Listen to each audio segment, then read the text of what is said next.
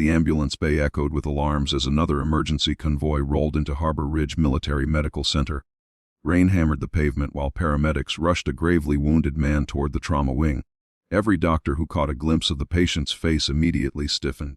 It was Admiral Nathan Cross, a legendary Navy SEAL commander whose missions had remained classified for decades. His heartbeat was collapsing, his breathing was shallow, and an unexplained neurological reaction made him violently reject every attempt at treatment. Experienced physicians tried to stabilize him, yet each time someone leaned close, he lashed out in blind panic despite being barely conscious. Standing quietly near the supply station was Emily Carter, the hospital's newest nurse. She had transferred from a rural clinic only 3 days earlier, and most of the senior staff barely remembered her name. Some whispered she looked too young for trauma care. Others joked she belonged in pediatrics instead of the military emergency department. Emily simply lowered her eyes and continued preparing equipment without responding. "Stay out of the way," snapped Dr. Reynolds. "This case is beyond your experience." Emily nodded politely, though something about the Admiral's desperate movements unsettled her. His hands searched the air as if reaching for someone invisible. His lips barely moved, but one faint word escaped. "Ghost." Nobody understood. Doctors believed he was hallucinating from blood loss. Emily froze. She had heard that word before.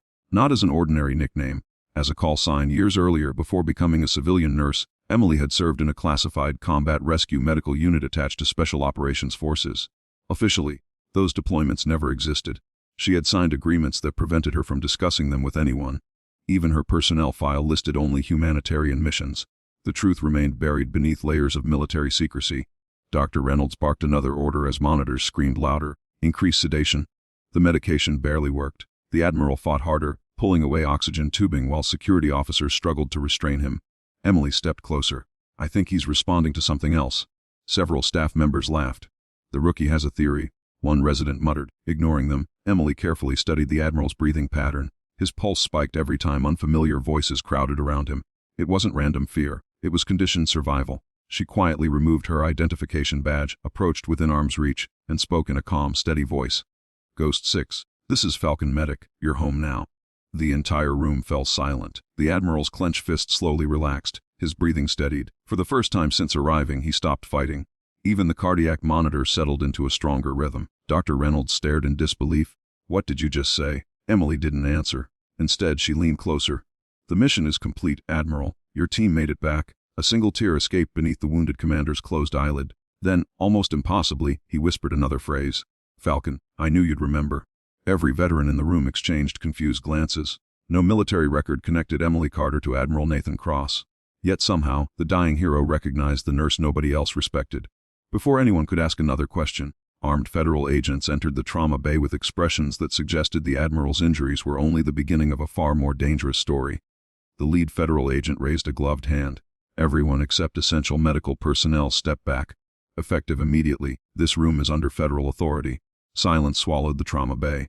Doctors exchanged uneasy looks, but no one argued. Admiral Nathan Cross was more than a decorated officer.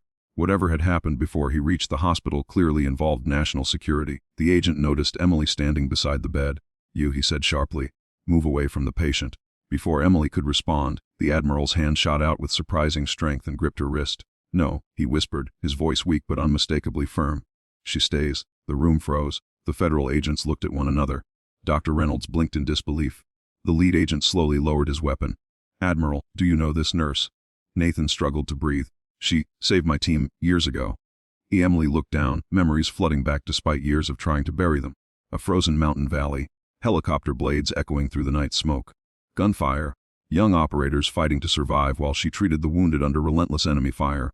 One of those operators had carried the call sign Ghost 6. No official report had ever mentioned her name. She had quietly returned to civilian life after the mission, believing everyone involved had moved on. "I was only doing my job," Emily said softly. The Admiral managed the faintest smile. "You did much more." Suddenly every monitor erupted with alarms. His blood pressure crashed. Doctors rushed forward, but the Admiral's pulse became dangerously irregular. Dr. Reynolds shouted, "We're losing him." Emily's eyes swept across the monitor, then the medication tray. Something didn't fit. The symptoms weren't consistent with blood loss alone. She grabbed the IV line. "Stop the infusion." "What?" Reynolds snapped. "Now." He hesitated. Emily disconnected the line herself. Within seconds the violent spasms eased. The heart rhythm stabilized just enough to buy precious time. The room fell silent again. Dr. Reynolds stared at the medication bag. "What, wasn't contaminated?" Emily nodded. "No, but it's triggering a severe reaction because of a classified treatment he received years ago. His medical records don't mention it. The federal agent looked stunned.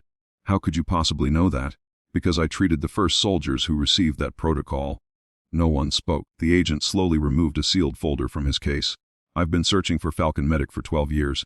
Emily's expression changed. I left that life behind, so we believed. He opened the folder. Inside was an old photograph taken after a classified rescue mission. Most faces were blurred, but one image remained perfectly clear. Emily standing beside a younger Nathan Cross. Before anyone could absorb the revelation, the hospital lights flickered. Every monitor went black. Emergency power failed. Darkness covered the trauma center. Then came the unmistakable sound of shattered glass somewhere deep inside the building. One of the agents touched his earpiece. His face drained of color. "They're here." "Who?" Dr. Reynolds asked. The agent chambered around without taking his eyes off the hallway. "The people who failed to kill the Admiral the first time." The footsteps echoed closer. Emily looked at the unconscious Admiral, then toward the dark corridor. Years ago she had promised herself she would never return to the world of covert missions. Tonight, that promise was about to be broken.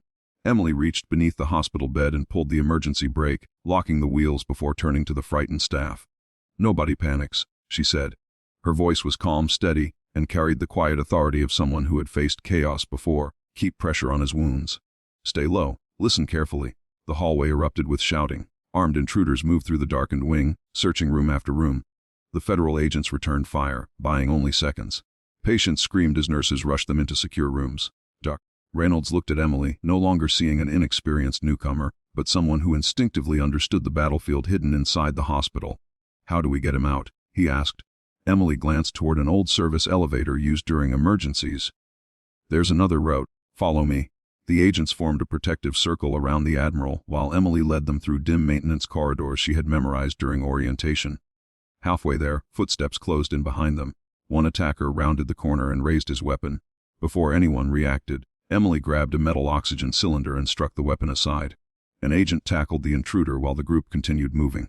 She never hesitated. Her priority was the patient. They reached the elevator just as emergency generators restored partial power. The doors opened. Inside stood an elderly maintenance worker. He smiled the moment he recognized Emily. "Falcon Medic," he whispered. She stared in disbelief. "Chief Morales." The retired Navy corpsman nodded. "I volunteer here now. I always hoped our paths would cross again." He handed her a small emergency keycard, roof access. "Go." Minutes later, the elevator opened onto the rooftop. Rain poured across the landing pad as a rescue helicopter emerged from the darkness.